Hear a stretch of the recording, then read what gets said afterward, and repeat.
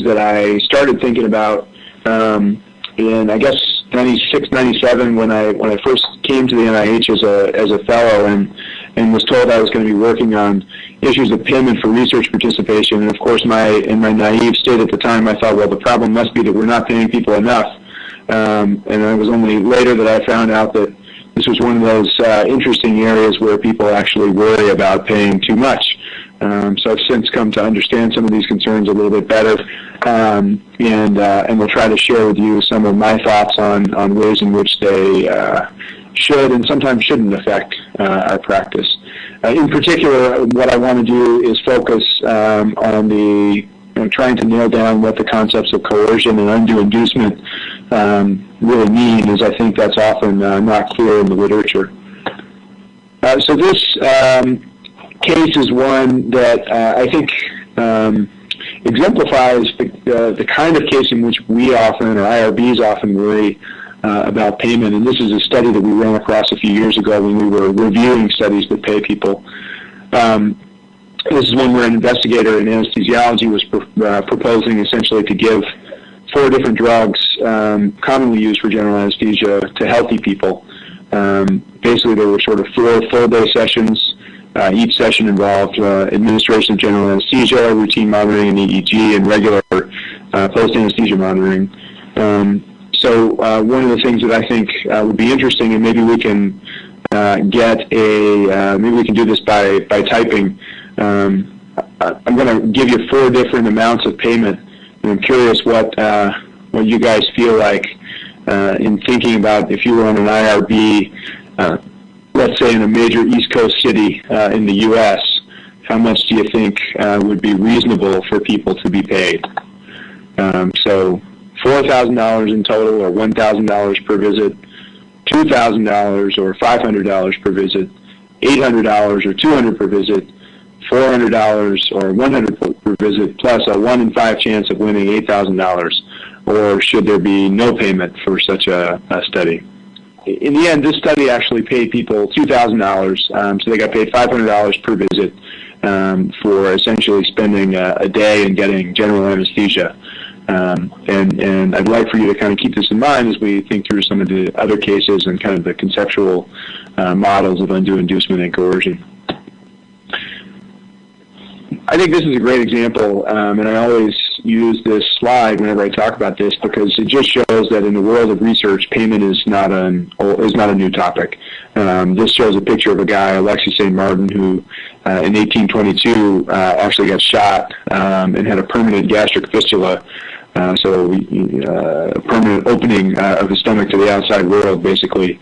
And the surgeon who fixed him basically paid him room, board, and $150 a year in exchange for having him be his research subject, which provides some really interesting insights into the functioning human GI system. As far as I know, that he's the first paid person to be enrolled in a research study. This shows Walter Reed's subjects for the yellow fever studies that he did in Cuba in the early 20th century. And as many of you know, those involved intentional exposure to yellow fever virus. And these folks were paid $100 in gold. Interestingly, what I think is often raises the most response is that they were paid $100 more if they actually got successfully infected. But if they were to die, their family would receive the money. And I think these 2 examples together obviously show that this is not a new issue. It's something that's been going on for a long time, and it's been going on as an incentive for a long time and not just as compensation for people's time. So what I think a lot of IRBs, particularly in the U.S., get worked up about are slides like this. And I love this website. It's called rxgetpaid.com.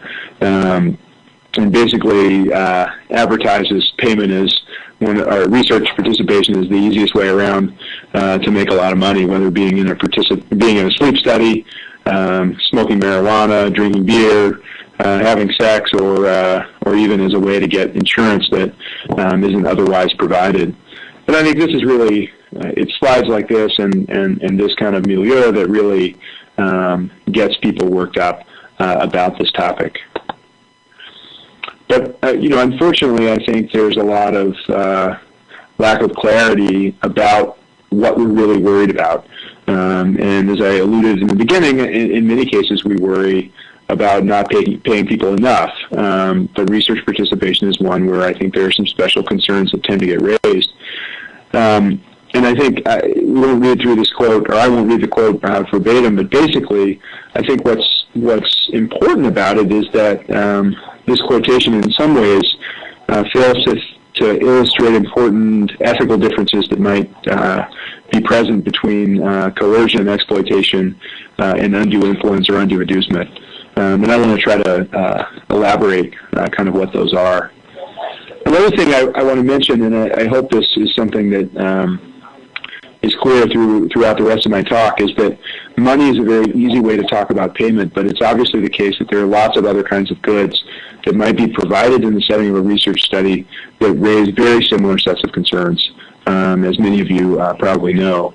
In the world of HIV vaccine research, for example, big discussions about access to antiretrovirals for people who seroconvert is something that many people have treated as an important obligation, or it's often called an obligation, and those who oppose it often raise concerns that that's too attractive an offer for people who otherwise don't have access to treatment. Similarly, I think there's a great case study, and I'll come back to this a little bit later, of a study in Malawi where they provided burial expenses for an autopsy study of children who died of cerebral malaria. And this was a case where obviously there was otherwise some background resistance to the idea of having an autopsy. So these are the kinds of situations in which the same concerns get raised when money is not part of the picture.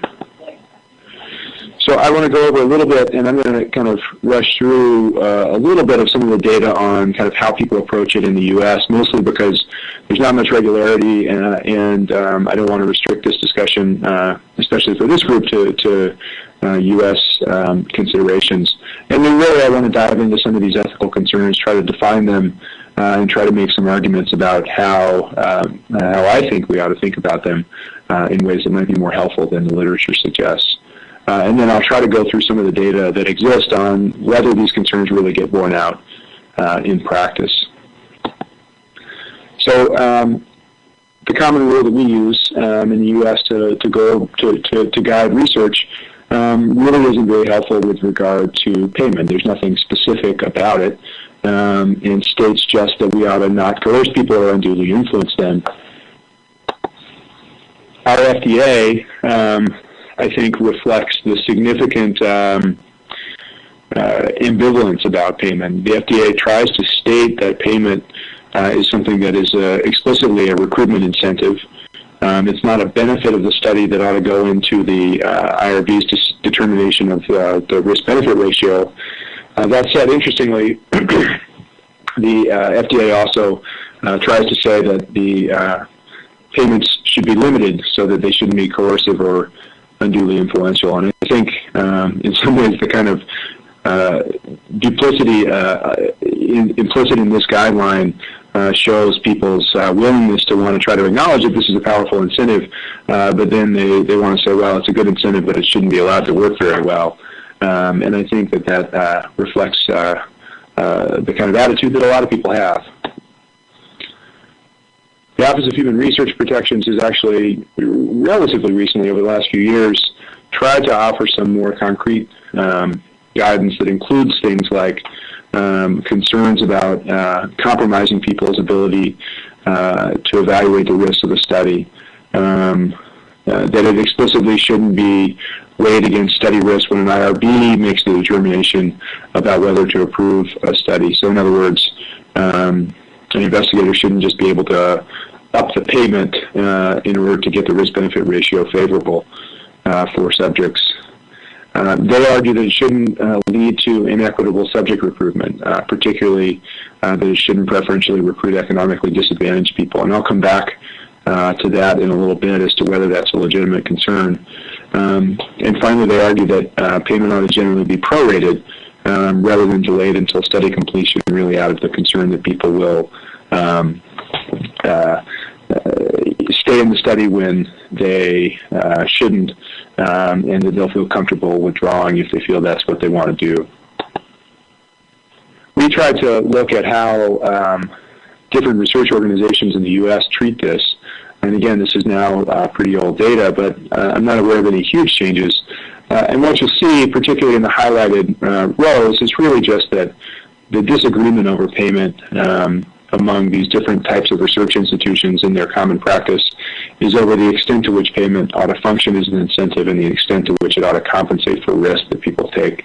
And I think the conceptual literature reflects that same disagreement. We did try to gauge exactly what both what policies had to say and also how often people pay for research. And I'd be interested in your perspectives of how much this is reflective of your personal experience. In the U.S., we don't have great data on how many studies actually pay people, mostly because institutions don't keep great track of this, or at least not in a way that's searchable. And we found in the few places that did track it that about a quarter of protocols paid subjects in some way. That seemed to be higher when studies were approved by independent review boards or done by pharmaceutical companies. Those often go together, and that probably reflects a difference in the type of studies they're doing, particularly early phase drug studies. Importantly, only about a quarter of the institutions had anything specific with regard to how payments ought to be structured. This slide I actually think is one that is one of the more important ones, and exactly why may not be readily apparent. But one of the things that you'll find, and I don't know whether this is the perceptions that you all have from your own research settings, but it's certainly in the literature you get a sense that people think payment is something that happens to people that are healthy and who participate in phase 1 studies. And it is true that many studies involving healthy people pay, and most phase 1 drug studies, if they involve healthy people, will pay. But within the universe of studies that pay people for participating, you have a huge range of types of studies and types of people. So, for example, the fact that almost 30% of paid studies were phase 3 and 4 drug studies shows on its own that there are a lot of patients who are paid for participation. Now, I happen to think that's completely fine. I think that the distinction that we draw between healthy people and patients in some cases is unfounded, and in many cases paternalistic. But I think that these data pretty well dispel the notion that only healthy people are paid, or this is an issue that only concerns healthy subjects. And it's certainly the case that if we start thinking more broadly beyond just money, there are incentives for people to participate in research who are not healthy, normal controls. These data probably are dated at this point, and again, how they've changed, I'm not sure, but for the most part, I think it's important to recognize that payment is generally relatively modest. And my guess is this is the case most places, just because huge portions of research budgets don't tend to get dedicated to paying participants. So in our study, for example, 65% of the studies, the payment was less than $250.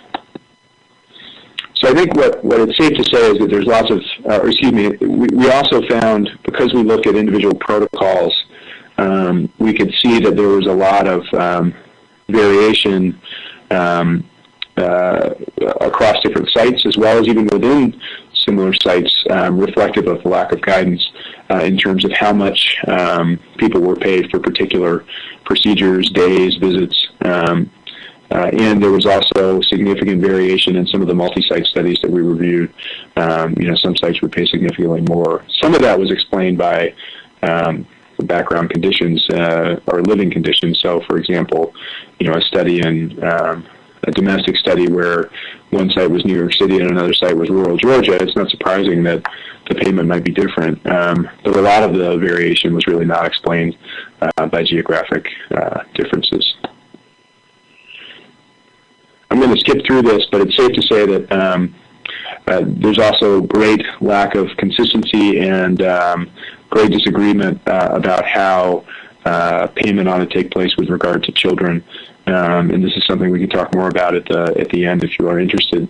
But I think all of this really centers on the notion of the real disagreement has to be, is over the extent to which parents ought to be paid for having their children participate in studies. So just as a sort of wrap-up of the kind of state of payment, at least in the U.S., which is where most of this kind of data exists, I think it's safe to say payment is really common, that all types of subjects are paid. There's not really clear institutional guidance. The amounts are generally not as much as people often worry about. They certainly don't generally reflect the www.rxgetpaid amounts. And the real disagreement has to do with payment as incentive or as compensation for risk.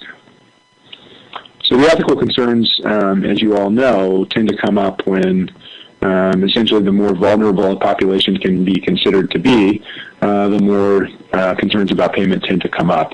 And coercion, undue inducement, and exploitation are clearly the sort of big three in terms of the kinds of labels that get put on concern about payment. I'm going to say at the outset that I hope to try to get coercion off the table, mostly because I think that's just not the right, that really isn't the concern when we're talking about offering money, and we'll see whether I can convince you that that's the case. Coercion is a word that I think gets used by too many people in too many different ways. And in a really important paper early on, I think Ruth Macklin, who's done a lot of great work on this issue, is sort of guilty of that. You can see that she states here that people shouldn't be coerced, meaning they should enroll voluntarily, willingly, without duress, and without being subjected to threats or the promise of too great a reward. And I think what I'm going to key in on is whether or not something that offers a great reward is really coercive. In this work, not related to research necessarily, you also see this common notion that people who are in bad situations, so people that have bad illness with few options, are coerced by things like unrealistic hope. And again, I think this represents a bit of a misperception in that, sure, people's judgments are affected by bad sets of options, but the presence of a bad set of options doesn't necessarily mean that people are acting involuntarily. So I think coercion often gets used in sort of sloppy ways that can have harmful effects with regard to discussions about payment, mostly because coercion is one of those things I think everyone would say we should never do in research. And I think particularly it gets used anytime there's a strong influence and whenever people don't have a good set of options. The Belmont Report, I think, actually is very helpful with regard to coercion, and I think defines it simply and helpfully, stating that coercion occurs when a threat of harm is presented in order to get somebody to do something. And I think that reflects what I consider to be the most commonly accepted philosophical definition of coercion, as described by Alan Wertheimer. And this is the classic coercive case, is really someone, a mugger who comes up to you with a gun and demands your money or your life. In these kinds of structures, the issue is that there's somebody, to use the sort of language of philosophers, a person A wants a person B to do some activity X. The key is that if B doesn't do X, A is going to hurt B. It's going to make B worse off than B was before that interaction. So the threat is really the defining part of what makes that situation coercive. In that sense, I think it's really hard to call payment for research participation coercion, because payment is always an offer, and it's never really a threat.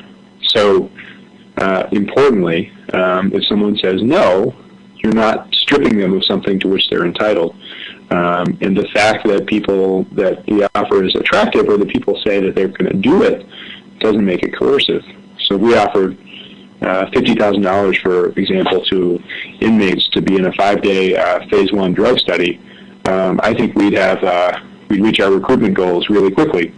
But that doesn't mean that those people were coerced. And I don't necessarily think that means, we'll see shortly why I don't necessarily think that that's an okay offer. But if it's wrong, it's not wrong because of coercion. In fact, I think, though it gets raised a lot, in research. I think real coercion is something that's pretty systematically avoided. There are ways it can happen, and certainly the jail example is a good one because that's a situation where people could conceivably have some harm done to them as a consequence of refusing. And sometimes incentives can indirectly lead to coercion. There's a great description of an HIV prevention trial that offered incentives, and spouses were putting pressure on their spouses to enroll in order to secure the incentive. Now, that's not to say that that's not a coercive situation, but the spouse is the one doing the coercion and not necessarily the incentives. So I'm not arguing that we don't pay attention to this concern, but I think we need to sort of properly figure out when it is not at play. So I think that moves us on to the topic of inducement and undue inducements. And that, I will say, is where I think the real challenge is. Importantly, I think there are cases where we all would agree that inducements in general are something that's part of life. They're acceptable, and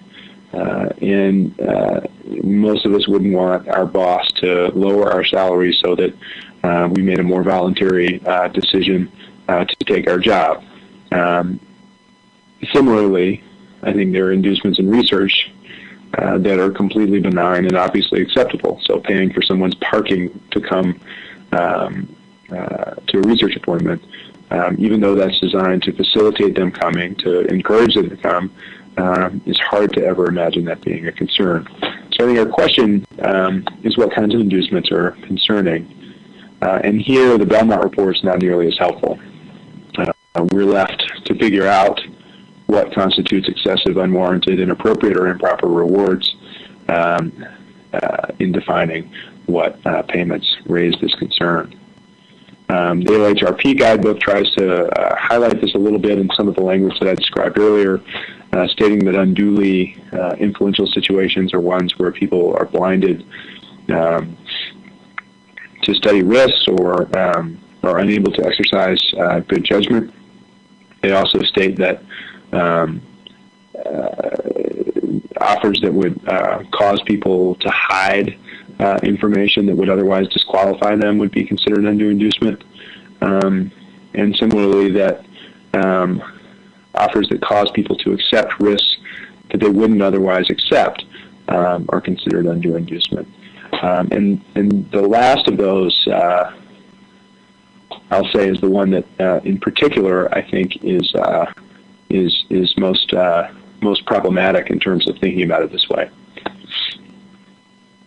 And I'll talk a little bit about why.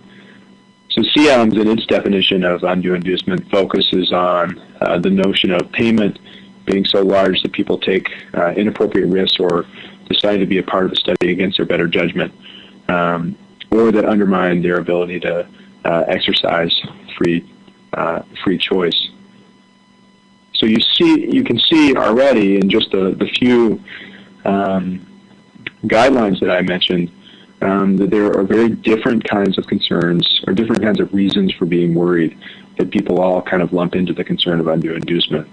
So one set of concerns has to do with compromising consent, either by making people act involuntarily or by blinding them to risk in a way that they don't actually take the time to make an informed decision. Second is this idea that they might sort of be exposed to risk through poor judgment, or that they might accept risks that they would otherwise avoid. And finally, there's a separate concern, one that I think is actually a very interesting one that we don't know much about, but that it might lead people to hide or conceal information that could either compromise their safety or undermine the science of the study. Now, several people, I think most notably Zeke Emanuel, have really kind of taken on this idea and said that this whole concept of undue inducement doesn't make much sense in research. And in a lot of ways, I think that's been a very helpful discussion and in some ways is right. So Zeke tries to argue, for example, that the right way to think about undue inducement is the use of excessive, irresistible offers that lead people to enroll in studies that represent poor judgment. and that then exposes them to serious risk of harm. And he essentially argues that shouldn't happen ever in research, mostly because IRB shouldn't be in the business of approving studies that expose people to serious risk of harm. And if enrollment then shouldn't represent poor judgment. And so if those two criteria essentially sort of can't be satisfied, why in the world would we worry about offering people money? Well, I think there's some ways in which that is right. So first, I think the very idea that people are making involuntary decisions just because they're motivated by money really doesn't ring true with the way that we treat money in most other contexts. As I mentioned, most of us would not say that we are acting involuntarily if we take a job because we're paid more. I certainly wouldn't want my employer to take that tack in negotiating my payment, and I don't think many of us would want that to happen. So we make decisions about money in context of all kinds of other factors all the time. Second, I think this notion that somehow money invalidates informed consent is also both not well informed by data. In fact, there's a study that just came out last month suggesting that the more people are paid, the more they tend to read about and try to find out about a study. That they have that view that they're probably paying me more because there's something I need to know. And similarly, even if it were the case that payment somehow tended to make people less informed, at least when we know that participants consider incentives to be an important reason for participation, you might argue that the most immediate fix would be to try to find a way to make them better informed rather than taking away one of their important reasons for participating. Finally, I think it's important to recognize that undue inducement is a very situation-dependent kind of concern. And I think there is something to be said for the idea that it really doesn't make much sense to be too worried when there's no risk involved. So if you're just asking people what their favorite color is or to do a finger stick blood sugar test, it's awfully hard to imagine why we would be concerned about undue inducement in that kind of setting. And to Zeke's point a little bit, I think he's probably right that we're very protective in general with regard to research, and I think in general it's a pretty safe activity. And if we really are uncomfortable with the risk we're asking people to take, that's an important sign that maybe that's not the right study to be approving, rather than our being uncomfortable with the money that's being offered. This whole issue about people hiding information is one that I'll say is a real black box in the sense that we don't know how often this really happens.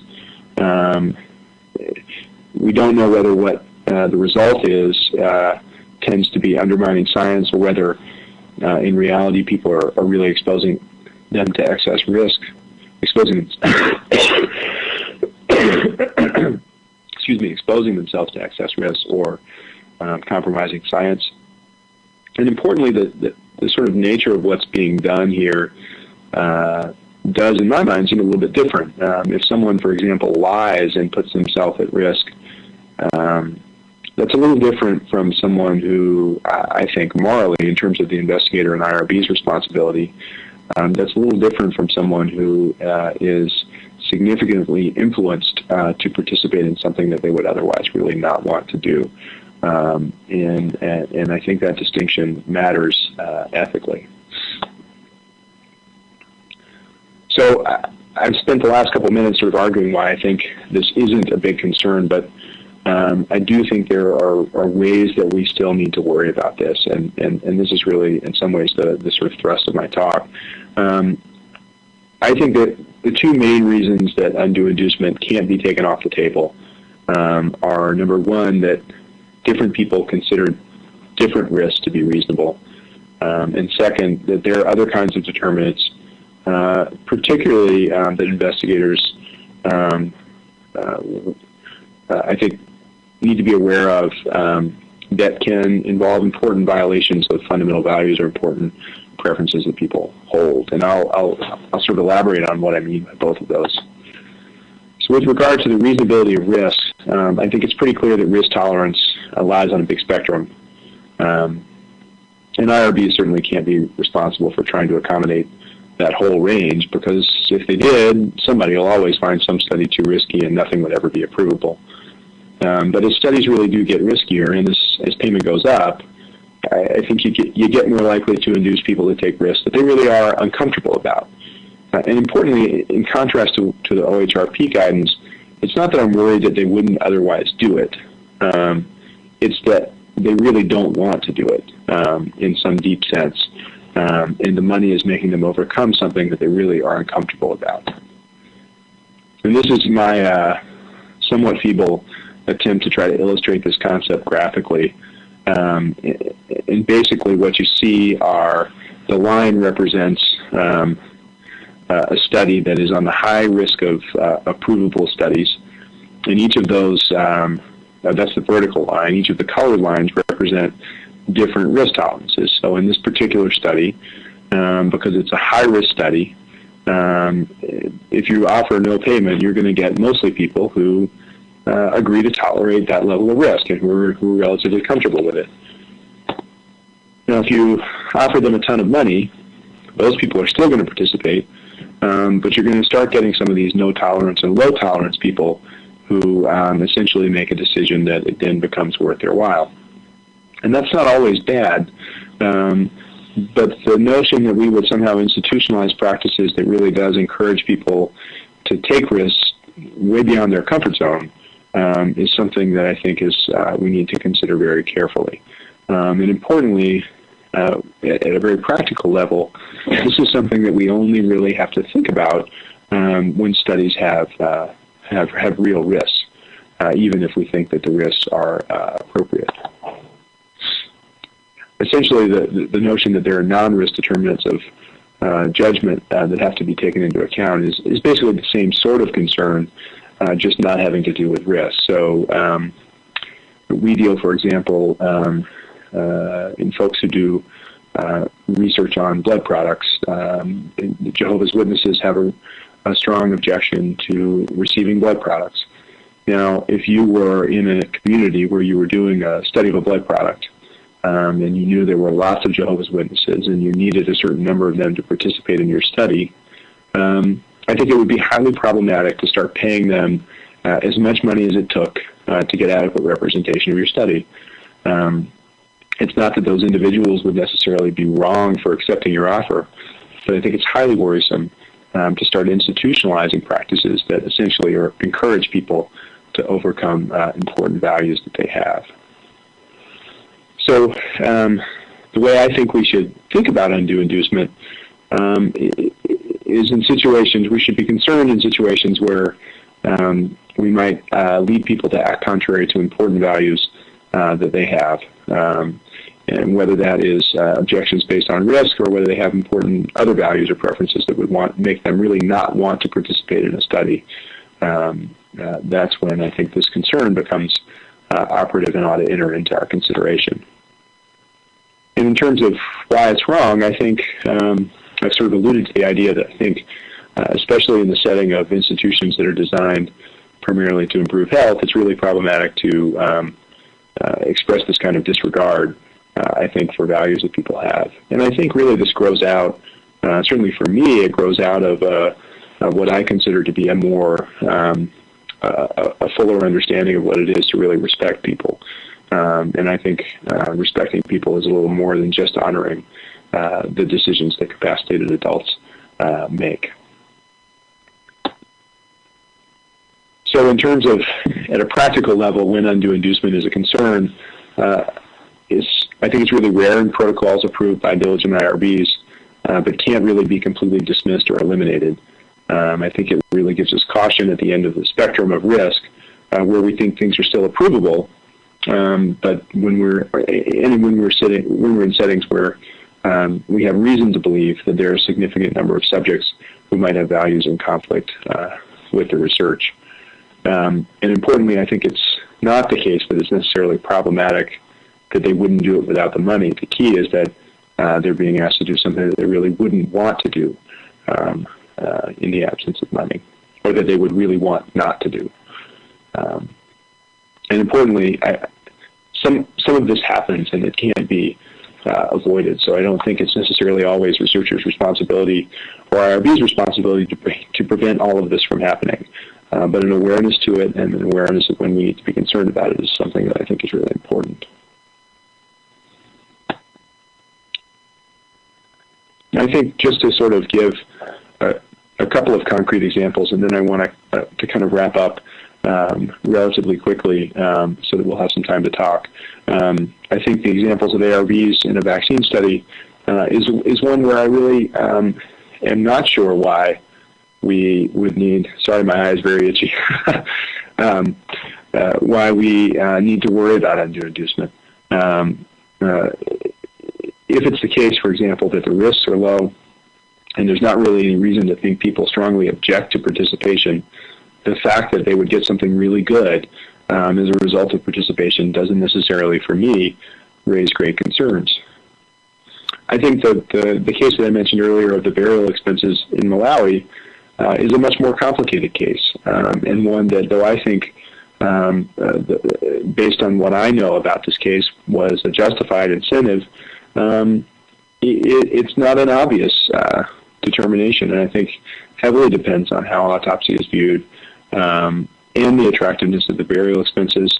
And if you really feel like you're forcing people to violate important values that they have or undermining their dignity in important ways, then undue inducement becomes a much more prominent concern. And what I think that case really shows to me is the importance of very good, careful, local review that is in tune with the population that's going to be enrolled. So one of the things that I want to mention, and I'm going to do it quickly, is the ways that exploitation gets raised. Mostly because I think this is a term that's really challenging and raises some really interesting questions. So to go back to Wertheimer's work, exploitative transactions are generally thought of as one in which there's some person taking unfair advantage of the other person. But what you'll notice quickly is that in most situations where we talk about exploitation, the solution is generally to offer someone more. So if we talk about that in terms of research, offering people more payment, for example, generally raises huge concerns on the part of many people about undue inducement. So I think it's quite clear that there is a real tension between these two kinds of concerns. You don't want to necessarily take advantage of people's bad situation and use money to get them to participate in things to which they object, but you also don't want to, in trying to fix that, raise important concerns about undue influence. And I think the IRB guidebook really nicely illustrates this in stating that, when thinking about doing research in prisons, if you were to pay prisoners the same amount that other people were paid, they get criticized for being unduly influential. Yet, on the other hand, if you tried to pay them less in an attempt to try to make it less influential, you'd be exploiting them. And this tension plays out a lot, and my guess is in some of your own experiences you've seen this tension play out. Where I remember it probably most visibly was in a study a while back, in a Thai vaccine study, where there were a group of prostitutes that essentially wanted free antiretroviral therapy in exchange for participation. And then as soon as they considered doing that, the investigators were then roundly criticized for making people an offer that they couldn't refuse. And so it's a very interesting tension, and one that I think really is real, despite the fact that it often doesn't get enough attention.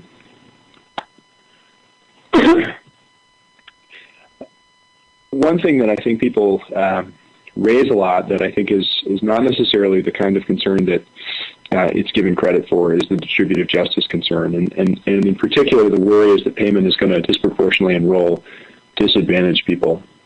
What I think is most, though I think all of us would sympathize with this concern, the interesting thing is that most solutions to this problem, I think, generate bigger problems. So if you just reimburse people for their expenses, you would pay Bill Gates a lot of money to participate in a study, and some guy off the street you would pay nothing. And that seems to violate this notion that you should pay people equally for work that they do. If you pay them lower to try to reduce inducement on people who are poorer, I think you raise significant exploitation concerns. And if you prohibit enrollment, that seems, frankly, inappropriately paternalistic. So in general, I think the focus ought to be on fair pay and appropriate studies and scientific limitations if there are certain populations that you need to make sure to represent. But in general, I think it's right to think of research as a valuable opportunity for people that produces important goods, and one that I think we shouldn't necessarily worry so much about some of the distribution of who actually participates if we feel like they're adequately being protected and respected. So I'm going to just sort of blitz through this last section on some of the data, mostly because there's not a lot of data that I think are really meaningful. I would encourage you to look at, this is interesting, there's not a lot of data, particularly in the international context. Christine Grady and some colleagues looked at what a group of Ugandans expected or wanted in response for, or in exchange for participating in a hypothetical vaccine study. And it was interesting that it just shows that there are lots of settings in which money is not the only thing that people might expect or want out of participation. And this is just, I don't know that these data necessarily say much about what we, they don't show how amounts of money necessarily affect people's decisions, but gives a sort of a range of kind of what expectations might be reasonable, and certainly highlight the fact that what is going to be attractive, what is going to be considered reasonable will vary enormously by context. I'm going to skip through this slide, other than you all are certainly welcome to look at the slides, and I encourage you to look at this paper. This is one of the few, I think, pretty good attempts to try to quantify the effect of different offers on people's willingness to participate, and to try to get a sense of the way that payment is affected by risk level. And what these folks argued was that, I guess I said I was going to skip through it, now I'm not, but they showed an increasing willingness to participate in these hypothetical antihypertensive trials with each increase of money, but it wasn't a dramatic increase as the money went up. And essentially, because the slopes of these lines sort of looked the same, they argued that people sort of evaluated the risk in the same way, regardless of how much money they were paid. I think one of the important needs for data that we have to do with figuring out what people really care about. And I think this study by Nancy Cass and some colleagues, where they asked people in phase 1 drug studies what they really cared about, is important. And I think we need to know more about whether people, what makes people uncomfortable, and what we're really paying people to overcome. I think it's safe to say that our understanding is insufficient with regard to the effect of payment on understanding. There's some data to suggest now that people may be even more vigilant when they get offered a lot of money, so this concern that people are blinded by risk may not necessarily be true. And I think when you read a lot of the literature that has talked directly to subjects, it's pretty clear that they have a good understanding of what's going on. And that they, in many ways, consider payment to be essential to their participation. So just in summary, I think it's clear that coercion really requires the presence of a threat of harm, and that isn't the way to describe most paid research participation. I've tried to argue that undue inducement really raises concerns when people are being asked to do things to which they would normally have real objections, rather than just that they wouldn't want to do them. And that exploitation and undue inducement exist in a real tension that causes important problems. So in general, I think we need to do a lot of these. The most important priority, I think, should be better empirical work on understanding the nature of some of these concerns. At a practical level, I think IRB members and researchers need to focus first on what they're asking people to do. A study is approvable or not well before any payment enters into the mix. And when there are studies that are at the upper limits of approvable risk, or when populations are known to have significant fundamental values at stake, then I think undue inducement concerns take on a real importance. I think this is a great set of issues, and one that I still struggle through, but hopefully this has maybe been provocative and helpful.